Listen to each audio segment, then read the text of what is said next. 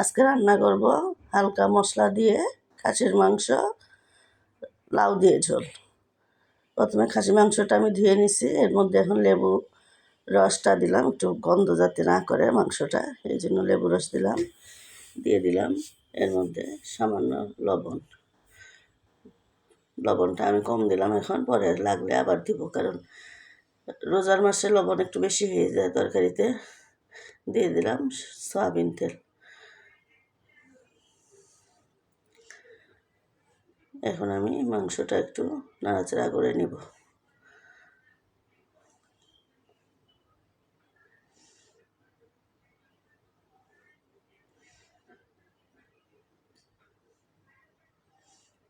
লেবু, লবণ আর তেলটা ভালো করে মিক্স করে এখন নাড়াচাড়া করে নিলাম।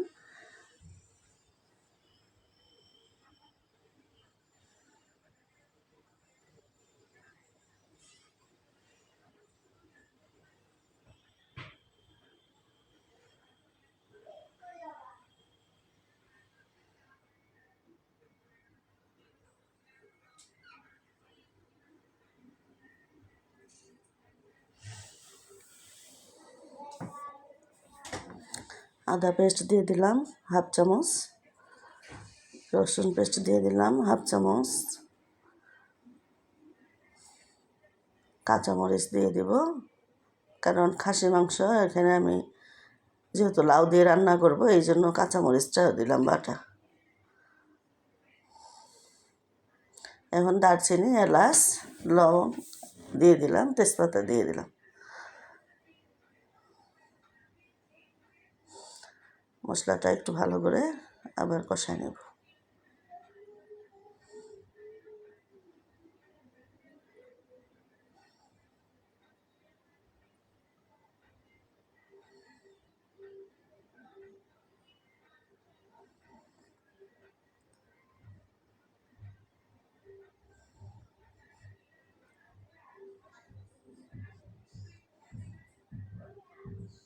এখন টমেটো আমি 2টা পেস্ট করে নিছি, এর মধ্যে আমি একটা টমেটো দিয়ে দিলাম, মানে 3-4 চামচের মতো দিয়ে দিলাম টমেটো।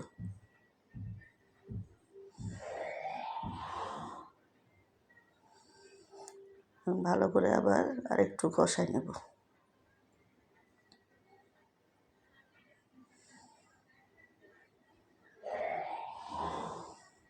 এখন এর মধ্যে দিয়ে দেবো আমি হলুদের গুঁড়া।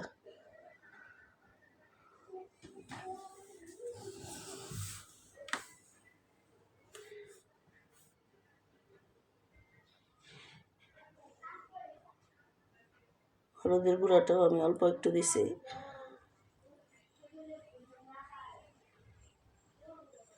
যেহেতু মশলা কম দিয়ে রান্না করব, দিয়ে দিলাম ধনিয়ার গুঁড়া, দিয়ে দিলাম জিরার গুঁড়া।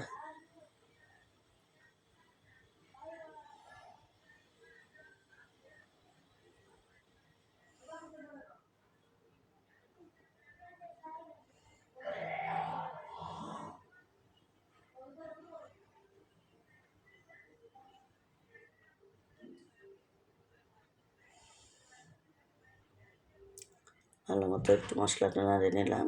এখন এর মধ্যে আমি মাংসটা সিদ্ধ হওয়ার জন্য দিয়ে দেব, সামান্য মাংসটা সিদ্ধ হওয়ার জন্য একটু আমি হালকা মরিচের গুঁড়া দিয়ে দিলাম, অল্প একটু মরিচের গুঁড়া দিয়ে দিলাম এর মধ্যে।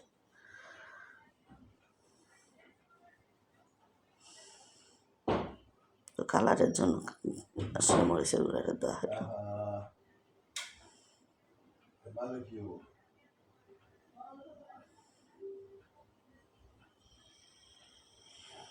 মাংসটা সিদ্ধ হওয়ার জন্য আমি পানি দিয়ে দেব।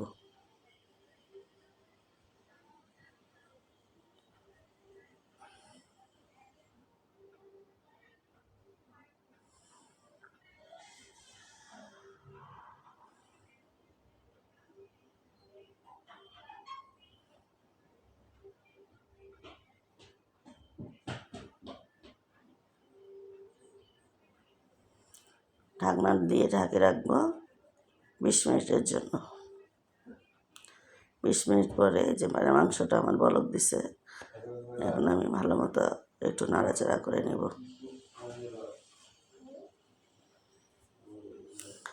এর মধ্যে আমি পেঁয়াজ বেরেস্তা দিয়ে দিলাম, কারণ আগে আমি পেঁয়াজটা দিই নাই, পরে আমি পেঁয়াজ বেরেস্তাটা দিয়ে দিলাম। দিয়ে এখন আমি ভালো করে নাড়ে নেব।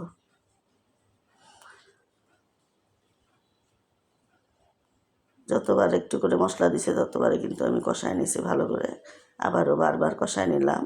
পেঁয়াজটা দেওয়ার পর এখন আমি দিয়ে দিলাম এর মধ্যে এই যে লাউ কাটে নিচ্ছি, লাউগুলা দিয়ে দিলাম।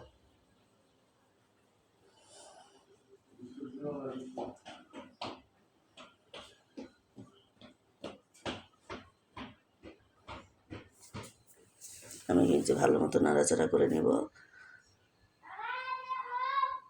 লাউটা ভালো করে নাড়াচাড়া করে নিয়ে এখন আমি এর মধ্যে দিয়ে দেব, ঢাকনাটা দিয়ে ঢাকে রাখলো সিদ্ধ হওয়ার জন্য একটু দমে। ভালো মতো বলক দিয়ে দিছে, আর একটু আমি কষাই নেব।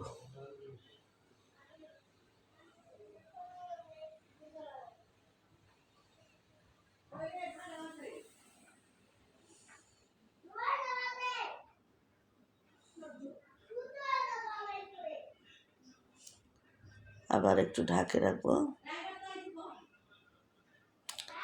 ঝোল দিয়ে দিলাম।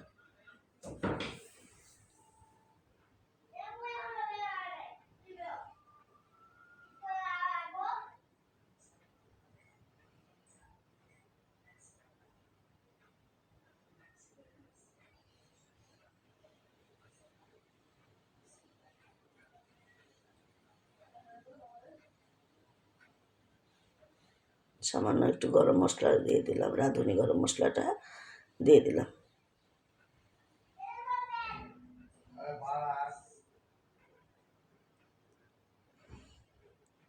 ঢাকে রাখবো ভালো মতো বলক আসার জন্য।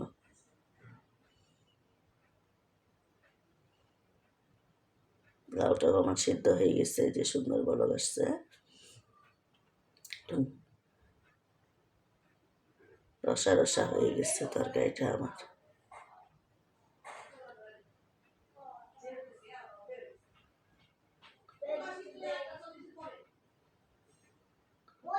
পাতিলের সামনে দিয়ে আমি একটু মুছে নিলাম। হয়ে গেল আমার মজাদার লাউ দিয়ে খাসির মাংস। ভিডিওটা ভালো লাগলে একটা লাইক দিবেন, শেয়ার করবেন, কমেন্ট করবেন। আসসালামু আলাইকুম।